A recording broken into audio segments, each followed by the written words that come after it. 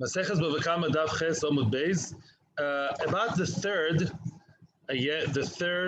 bottom of the page, Omar Rove. Rove says, Rove says, welcome to our friend Zvi Rosen and the Shiur Lulu Nishmas of Imar Menachem ben Akiva, Rus Bas Sholem Soro Bas Moshe, Sila Bas Ben Zion, Dorfos Yudis Bas Rivka, Besoch Shach Chol Yisrael. And who else?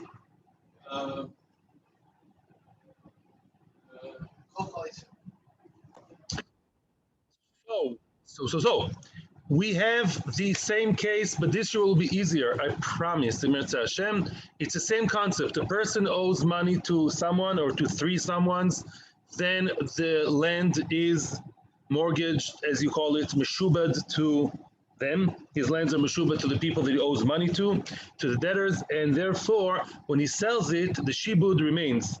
Haunted, accursed. This land stays meshubad, even if, let's call the guy Reuven instead of Shlomazel, because that's what the Gemara is going to say. Yeah, Reuven owes money. He sold his land to Shimon. It stays meshubad, right? Those people, the woman and the guy with the damaged car and the bruised ego, and the guy who lent the money, the gemach owner, they're all going to run after the lands of Shimon. And if Shimon sells it to Levi, they'll go after Levi. And they can go to all 12 Shvatim and all 1,000 people. The land stays meshubad, whatever happens. However, there are differences. As we said yesterday, there is a point of going to Reuven before going to Shimon, right? Or Shimon before Levi. Makes sense. And now, by the way, the concept that Peretz and Baruch spoke about yesterday will come to life now. We're going to explain everything. Omar Rove, let's start already. Omar Rove, Reuven shemacha kol sdoisov leShimon. Reuven sold all his fields to Shimon.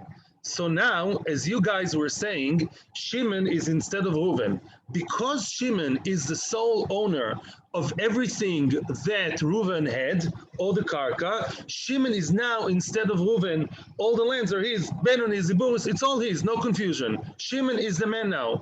Reuven is the one in our story, in this chapter, Reuven is the one that owes the money to three people, okay? He sold all his lands to Shimon. Okay, nice.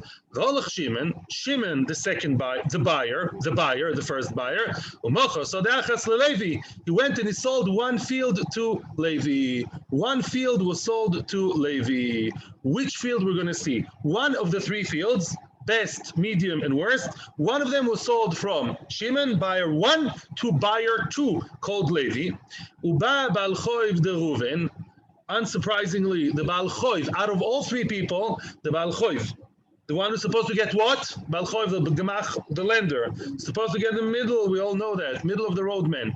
He comes to Reuven, the one of Reuven, and Reuven says, "I'm sorry, I sold my fields. I'm passing the buck."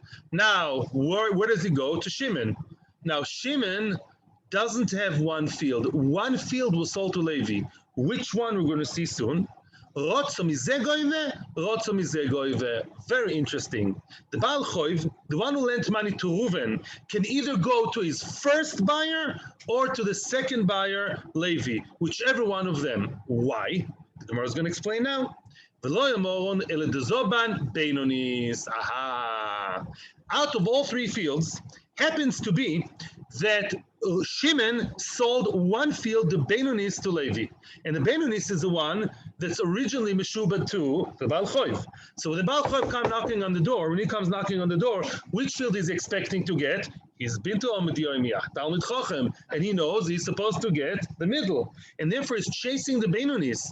And therefore he can either, listen to this, interesting, he can either go after the Benonis and keep hunting it all the way to Levi, because he says to Shimon, Shimon, you don't have the Benonis. The Benonis I'm supposed to get, I want that. The Benonis. The Benonis now moved the house, so to speak, moved ownership to Levi. He can go to Levi. However, he can also go to Shimon, the first buyer, and get his ziburis if he prefers. We said before, like Baruch said, and the Gemara said, that sometimes people prefer the ziburis. He lives in Dimona. It's a very nice city, maybe. I don't know. He lives in the Negev. That's where he wants to have his field. Next door where he lives in Shemesh, maybe for him ziburis, but that's the best place for him.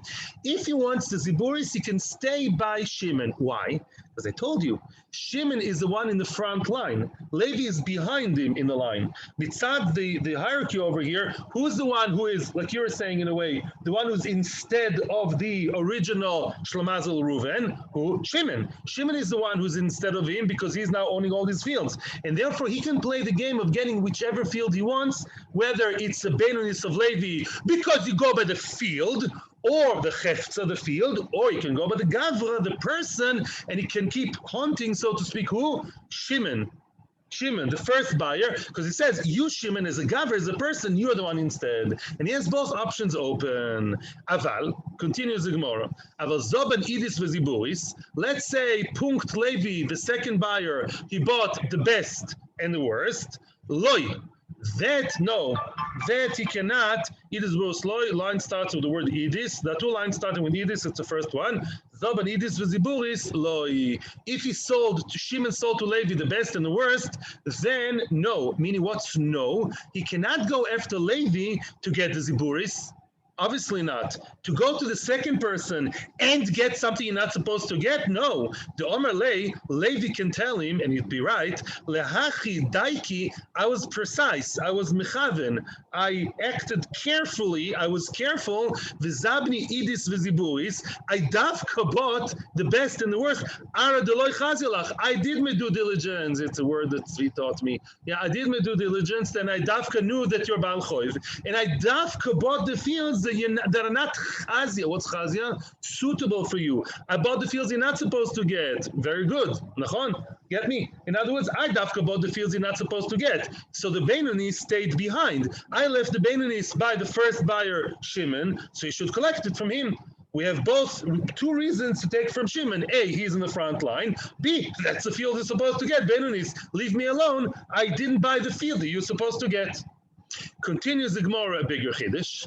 The fields of an Beinonis, even if Levi bought a Beinonis, Nami, even then, lo yamoron, we only say he can chase Levi, the second buyer, ela deloy shiur Beinonis de kavose.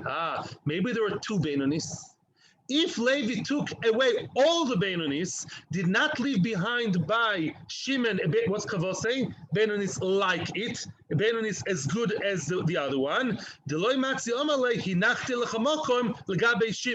Then he cannot say, I left you what to collect by Shimon, right? In other words, if, like we said all the time, if Levi bought the only one and only Beinonis, bought it from Shimon, then he can say to the first guy, okay, then the Baal Choiv can tell him, the Gemach owner, listen, I'm owed Beinonis. You're the exclusive owner of the Beinonis. I'm taking it from you. Don't talk to me about front lines over here. We're not in the army.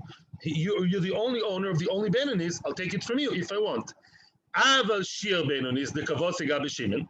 But if Levi left behind a Beinonis that is equally good, same level Beinonis by Shimon, okay? So now there are two Beinonis. Listen carefully. Shimon the first buyer has the three. He has Idis, Beinonis, and Ziburis. And he sold one more Beinonis, he sold to Levi. So two people have Beinonis, Shimon and Levi. In this case, Levi should be left alone. Leave him alone. Why? The kavose gabe Shimon loy gabe minei. He cannot take from Levi. The matzi omar le, because Levi can tell him matzi. He can tell him enachti lechamokom ligvos mimenu. Leave me alone. I left you what? A piece of Beinonis that you're supposed to be getting. It's left by who? By Mr. Shimon. Go to Shimon A, because he is more in the front line. He is the one who sort of encompasses the whole entity of Reuven. He is the owner of all the fields, including your Beinonis, which is what you're supposed to get. You like my Beinonis more? You like. I like to get $10 million, become American president. Yeah, Machpat like. You don't have any right to go to me, Levi, because I left you behind in the original place. The Beinonis you're supposed to be getting. It's that simple. So let's review the statement of Rava. So what does Rava say? Rava says very good. Rava says that, Rava says that if a person, I'll review quickly, a person bought the three fields from Shlemazel Reuven. Okay, his name is Shimon. So now Shimon is the one supposed to pay everybody, the woman and Baal Chov and everybody else. Let's say Shimon sold the Beinonis to Levi. and he did not leave a Beinonis to him. He sold it to the second buyer, Levi, okay? And now the Baal Choiv can go to either Shimon, because he's the one who's the first one in line, and get his Ziburis. If he wants his Ziburis, fine. Or he can go to Levi, because Mitzad the Hefza, the type of land that he deserves is Beinonis, which is in the hands of the Levi. He has both options open. But if Shimon has all three lands, and in addition to that, Levi has another Beinonis, then Levi says, no, go to Shimon, because Shimon A is the first guy, and also has a Beinonis. You like my Beinonis better? I like many things I like. I like a different, machpat. That's not fair. That's the first case, and that's it. Omar Abaye. Basically, this Gemara has many small cases and halachas to do the issue of shibud and one person owing money to people and selling his lands further. But these are shorter cases than before. Omar Abaye, next statement. Yeah, Omar Abaye.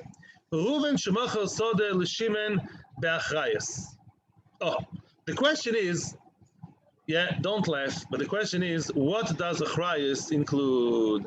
You signed an insurance, and the insurance told you, of course, we're the best insurance in America, Israel, and Gibraltar, and then something happens, your car is being damaged, and in a second, you barely pick up the phone, and the insurance gives you a new car. Without asking questions, feeling any, that's reality, no? They give you a brand new car, fancier, without, just said my car broke, that's it. The insurance gives everything. Why are you looking surprised? It's not what happened. Okay. You see, I already live in Mashiach times. Basically, the question is, what's the laughter? The question is, seriously now, as you look at the small print of the billion papers that the insurance makes you sign, the question is, what does the insurance include? Or in our case, achrayus. Achrayus means responsibility, or in nicer English, guarantee. When a person sells the field achrayus, what does that mean? That once the woman and the Baal Choiv and the damaged guy, they come to whoever, to let's say Shimon, they take the field.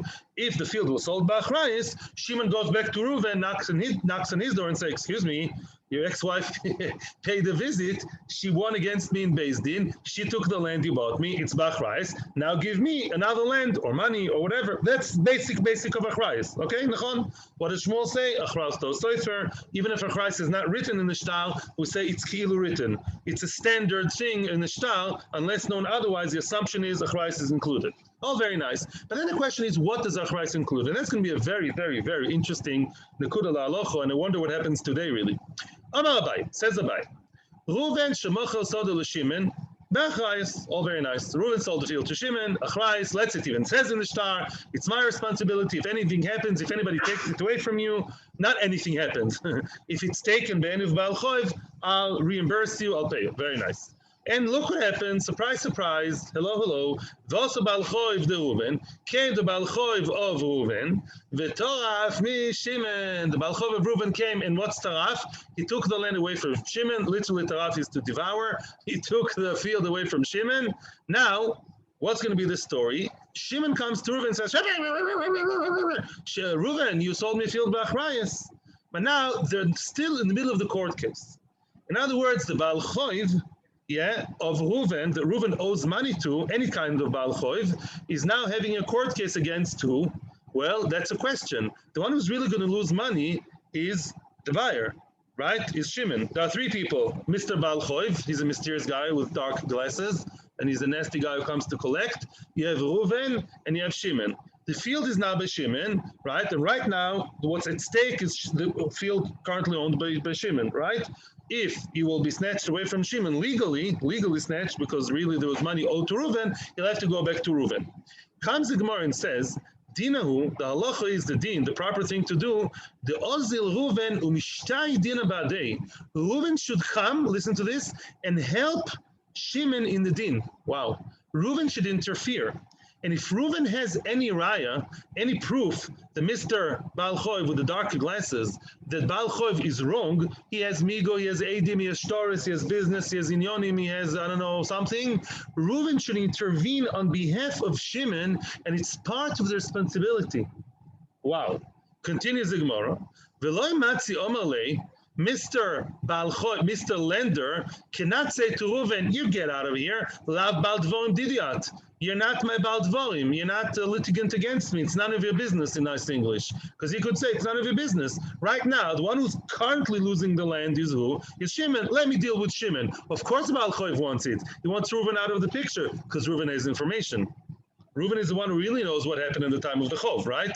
So Reuven is the one who's dealing and willing and everything, but right now the one losing is Shimon. It's true that Shimon eventually will get it from Reuven, that's true, hopefully, but right now, currently, the loser in the din would be Shimon, who just got a new house and just painted it white, and just got his kid's new bedroom, yeah? He's the one who's currently losing. And the Balchov, the Malve cannot say to Reuven, get out of here. The Omer Lei, because Reuven can tell Balchov, imapkat minei, if you will get the land out of his hands, mapkat, get it out of him, alai hodal, he'll come back to me. I'll be losing. Don't be so short-sighted. This is not like, smacking your friend with the difference between groma and not groma. At the end of the day, right now, the one losing will be me, right? Because Shimon will knock on my door, ask me for money or for anything, for land. And therefore, I am legally involved. In other words, in this case, the achrayus doesn't just include that if anything happens, you come to me. Also, the person who sold is supposed to actually intervene and represent the person in Beis Din and be with him through the process of Beis Din. It's part of the achrayus. Interesting. Yeah, and the other person can say, get out of here. Some people say even more, one step further, they're pushing the envelope more. Wow. Even if, let's say, Reuven sold the field without achrayus, it says outright, big red letters, no guarantee. Shimon is a cool guy, he likes to take risks. As is, exactly as it is, take the field, no achrayus. If anybody knocks on your door and they take it away from you, I'll be on holiday in the Bahamas. I'm not in the story. No. Even in this case, if the Baal Choviv Reuven knocks on the door of Shimon and wants to take away the land from Shimon, still Reuven can interfere. Why? Here, it's really none of Reuven's business. Because why? Reuven will not be charged anything. Reuven is a non-achrayus seller. So why is it that even here some people say he can intervene? Yes, no, what are you guessing? What? Not as an aid. He can get involved like a, not aid, no, more than aid. He can be like a litigant, like a nidam. The Omer Lei says Reuven, there's something more than money in the world. That's good name and good feeling. And that's halacha. He says to Mr. Malve, you and your dark glasses, you're going to take the land away from him. And even though I bought it without achrayus, there'll still be teroimis. Teroimis is like a bad field, like a taina. Yeah, in other words, he sold the field no achrayus. Even a field without achrayus, there is a hope, that the field will stay in the hands of Shimon. Shimon will still walk around saying, oh, this guy Reuven, he sold me a field and people took it away from me. So even though the achrayus is not there, but the good name and the good feeling of Reuven are also a factor over here. He doesn't want Shimon to start saying that Reuven sold me a field that was snatched away from me. And therefore, in such a case, even in such a case, Reuven can intervene on behalf of Shimon, more than just an aid, the stamp to get involved in the whole case. And the other person, the Malve, cannot say, get out of my sight. And that's the halacha. I checked it in the Shulchan Aruch. I also saw in Shulchan Aruch yesterday, Baruch Hashem, Oitzer Chochma is back to work in a nicer version. Yeah, they pay me for advertising. The Oitzer Chochma, I saw the Shulchan Aruch, and the Shulchan Aruch says, if it's matana, then it's not true. Then what we just said doesn't apply.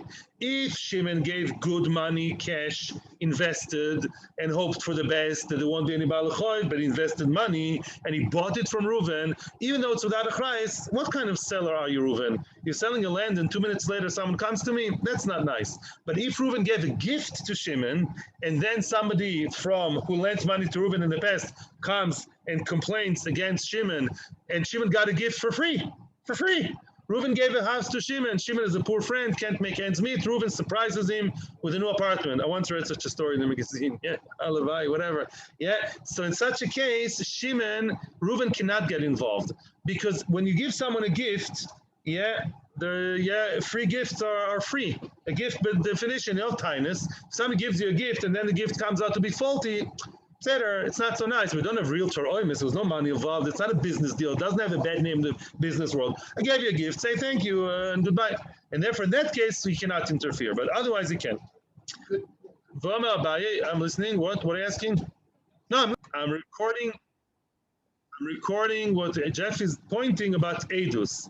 Reuven, the more Reuven can interfere as a Baal Din, yeah, if Reuven is a Baal Din, if Reuven is somebody who can actually be a litigant at one of the sides in the Din, because it says, if Shimon loses the land and I sold him by achrayus, then I'm going to be the one losing.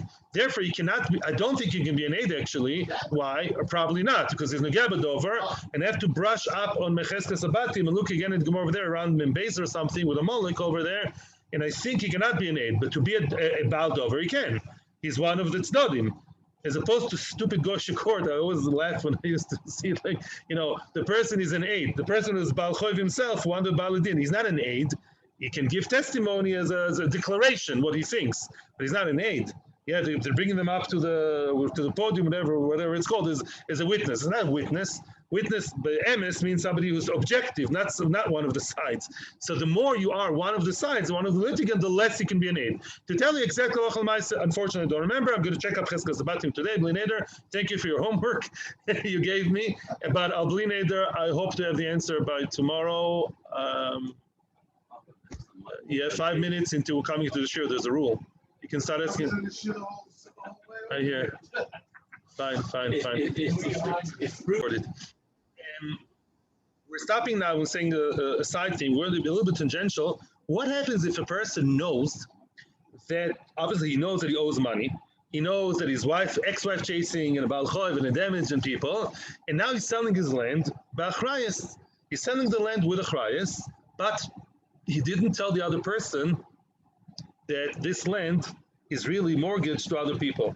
In other words, he knows that people will eventually come after the land, but he doesn't want to say it. He says, due diligence, let him find out by himself. And I'm not a liar, because if anything will happen, he will come back to me, and I'll pay him. I'm an honest guy. I'm hiding facts, but I'm honest. Says Shulchan Aruch, don't, wrong, it's sheker.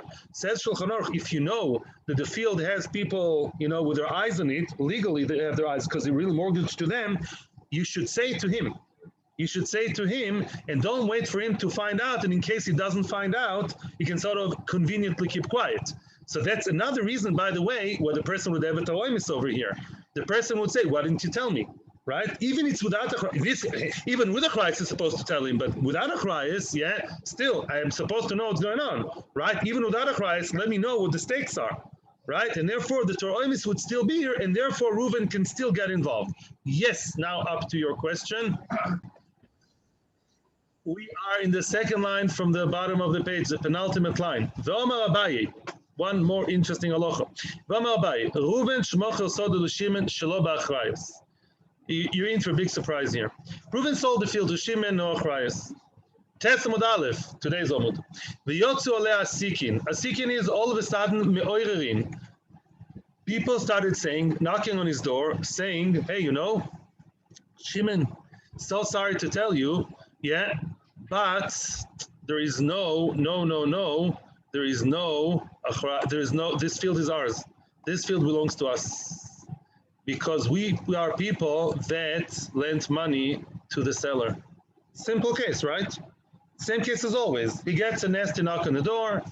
The field that you own, you think you own it, really, this is meshubed to us. Listen to this. Ad shelo hichzik bo.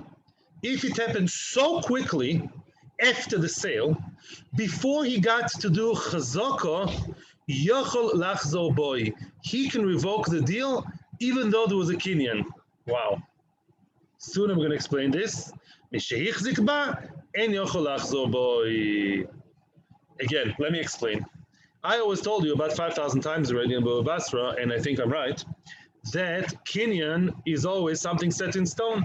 Once you did a kinyan, kesef shtar chazaka, no way, no return. In Israeli children say en charatot, no turning back. You can't go back. That's it. It's a done deal. Here we see an exception to the rule, and there's a question why. But let's again review the story.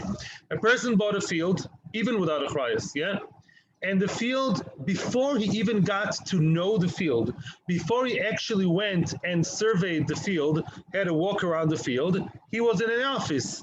He bought it in a lawyer's office, liar's office. and he bought it somewhere, bli kesher. He never actually saw the field to get to know the field. And now, before he got to unpack his bags by the field, already then he gets a phone call on his way out of the lawyer's office by someone saying, the field you bought really belongs to me. I'm the guy who lent money to the person who sold you the field. He can now revoke the deal and say, I'm not interested in that. The question is, why? Don't we say, what? Providing money that changed hands. Very nice, it's Toysfus. We're not talking about it, but very nice. So now, the question is why? Don't you say there was a Kinyan and there was no achrayus? There's no achrayus and there was a Kinyan. Didn't you know that you're buying a field, like, a field which may be full of shiabudim and problems? So why are you revoking the deal, changing a Kinyan? Two answers. Answer number one, Tosfos and some other Rishonim, I think the Rosh, which you didn't decide. Tosfos says, there's a chiddush here, Daito Shaloda, I'm reading from the middle of Tosfos, Afal pi shekno b'kinyan gomur, im yotzu oirin yochol lachzor bo, kos mat shelo olachem etzor asode l'okol l'rochbo, li'os inyon asode. Translate. There is an understanding that even though there was a Kinyan, but if the complaints, the problem started so early, then you can revoke the whole thing because that's the das of a person. When we say a Kinyan is set in stone is when there's a real Kinyan, something real that actually was materialized, was actualized. But if the Iru, what? Yes, it was a verbal Kinyan or by shtar, or even Kinyan kesef, symbolic kesef. They gave a little bit of money. Then we can say, even though it's a Kinyan, it's like a two stages Kinyan. The Kinyan, if the problem started so early, it's kilo nothing happened. Comes Shulchan Aruch, and I saw the Shulchan Aruch inside, and he says something brilliant. He says, you tell me, when can we clearly say that a Kinyan can be revoked easily?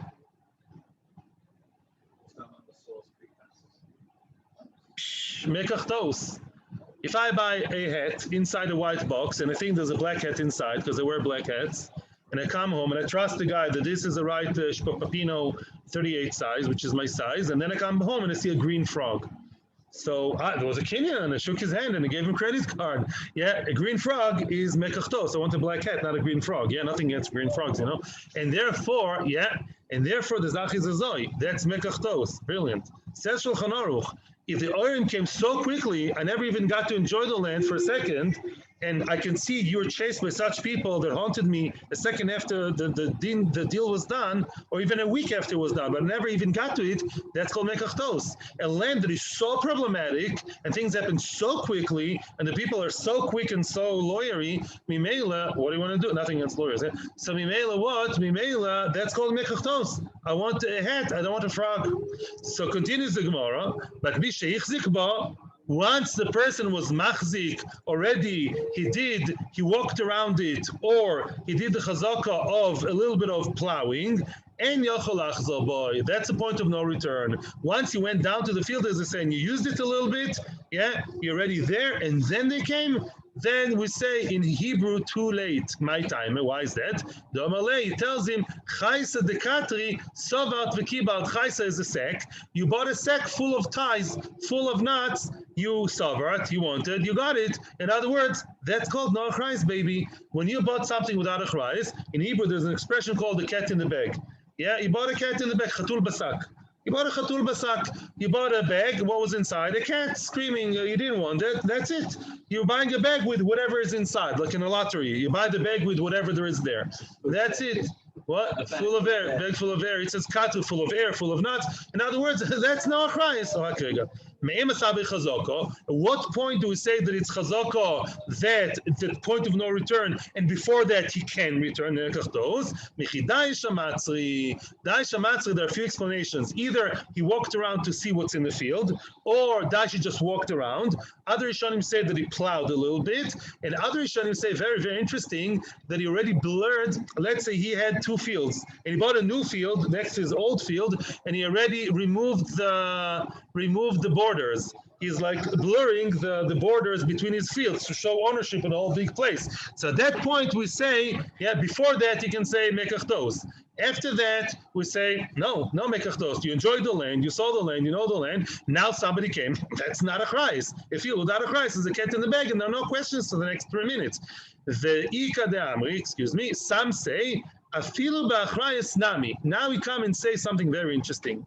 Even if the field now is sold ba'achrayus, there's also a time limit, but just the other way. What do I mean? The Omerle. No, let me explain. This more needs one more line to insert inside. Let's say a person is so terrified, he bought the field ba'achrayus. Now it's the opposite case. He bought a field ba'achrayus, he just left the Nadlan office, the lawyer's office happily, and he gets a phone call. This field is really ours.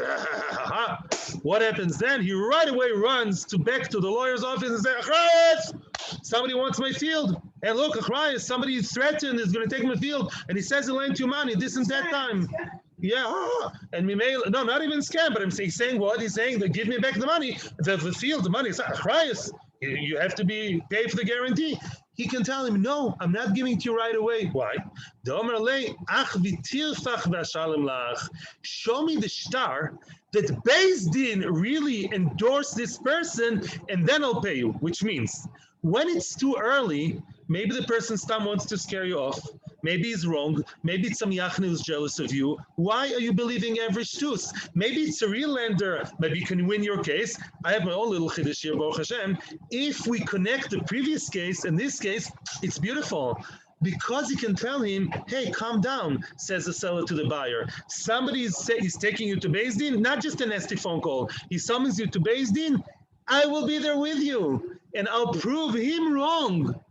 Right? Because that's what's in the previous case. It's part of the achrayus. Mimele, as long as we didn't yet lose the case against him, united forces, maybe we will win the case, and then you don't have to use your achrayus.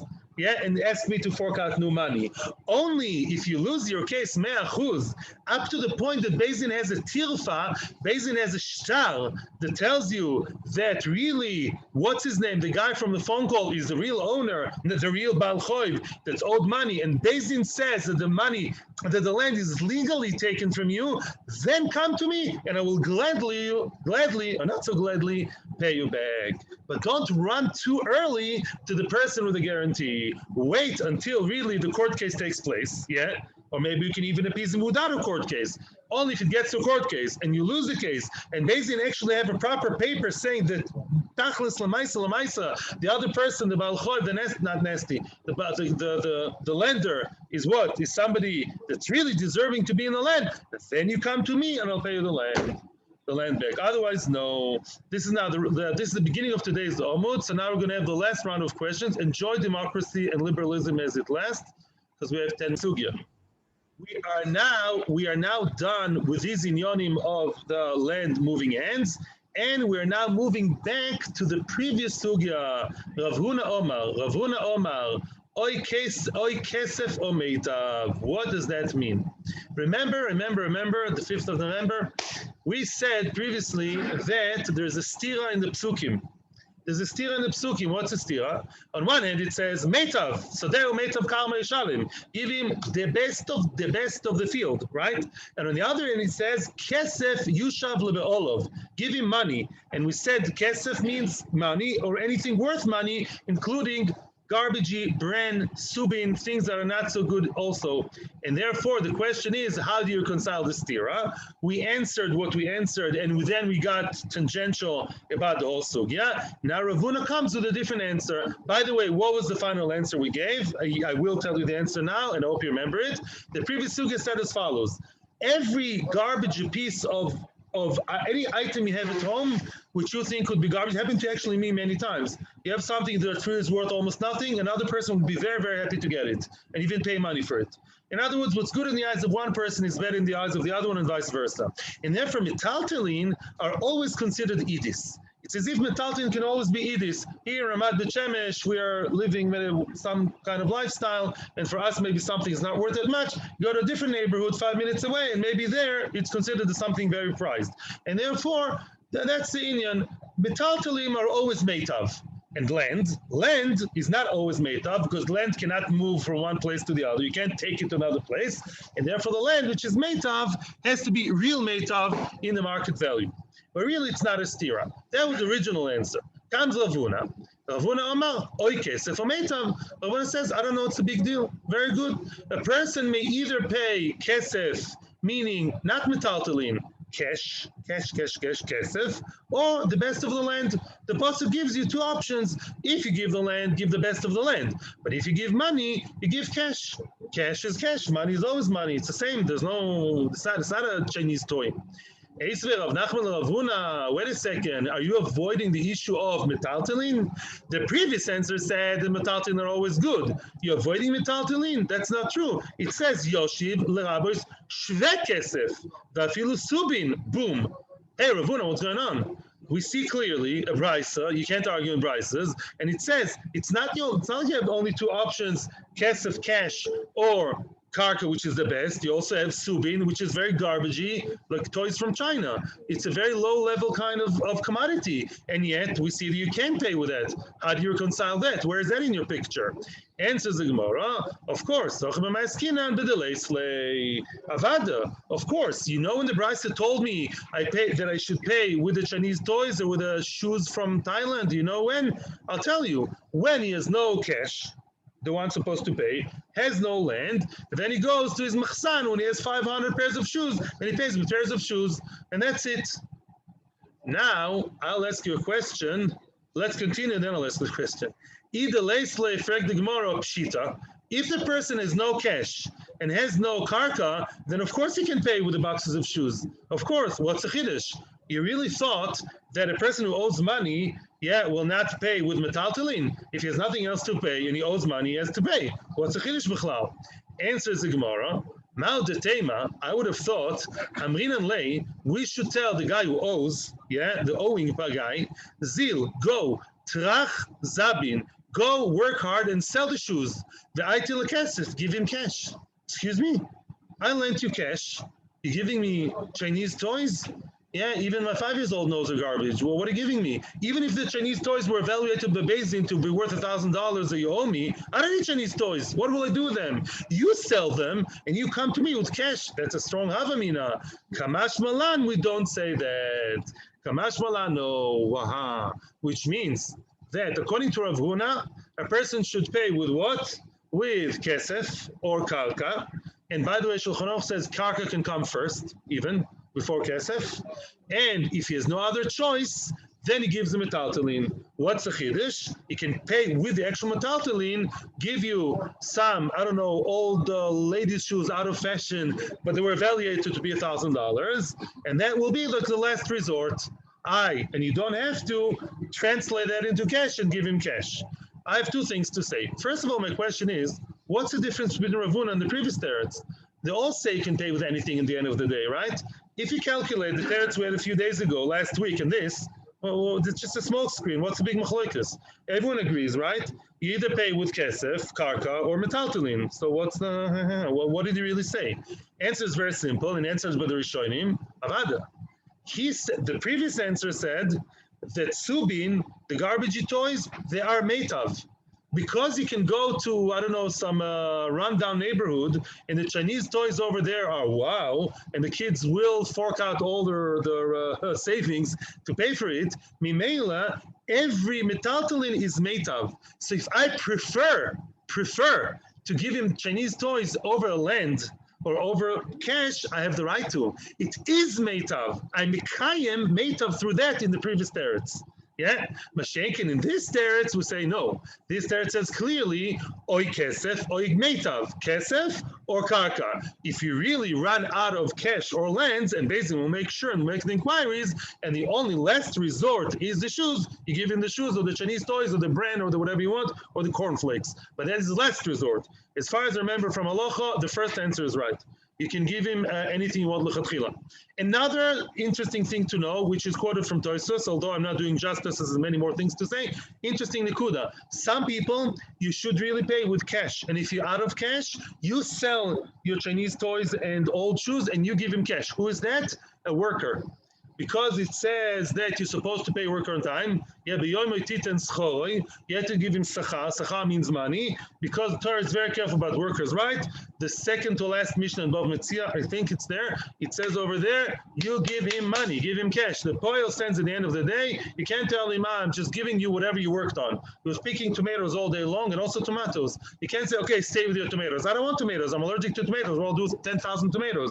Give me the cash you promised. Then Balabai is supposed to sell the tomatoes and give him the cash. That's by a poil, by a worker. But people are not workers. They don't have workers' rights in halacha, such as the Baal Chayv. The Baal Chayv should do the tomatoes.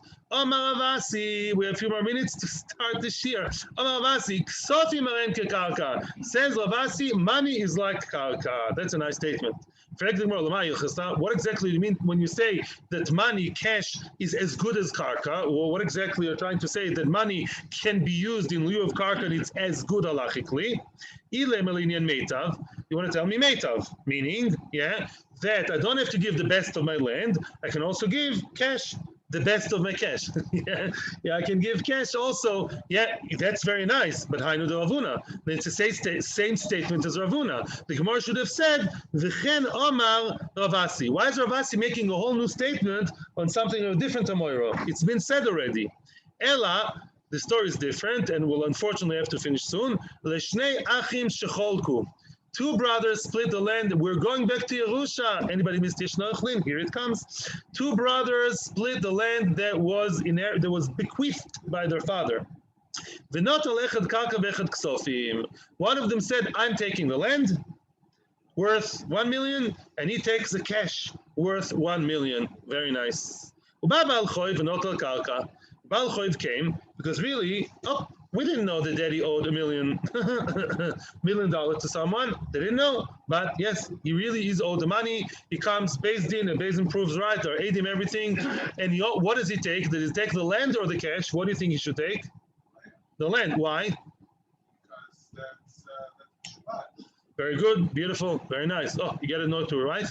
Yeah, the karka is meshuba to the Baal Chayv. Yisoimim are not mechuyev to pay the father's chayv, only through karka. Right? Only through karka. Unless it's a mitzvah, the karka stays meshubad. Comes the Gemara and says, now one brother knocks on the door of the other and says, I paid on behalf of both of us. The Azil Hai, the Shagil Palga Biksofim Badei. He says, hey, wait a second. Now it's a whole new world order. The million I paid, and really it should be paid from both of us, right? And now what? Now give me $500,000 from your cash. Okay. That's what, and now the chiddush is, he doesn't have to give him land. He has no land. He gives him cash. That's what he meant, Ravasi, when he said ksofim are lakarka. The ksofim are a good commodity, so to speak, good form of payment. He doesn't have to buy him a land or give him some other land that he has. The other brother that stayed high and dry, that brother can and should just give him half of the $1 million in cash, as if it was the land.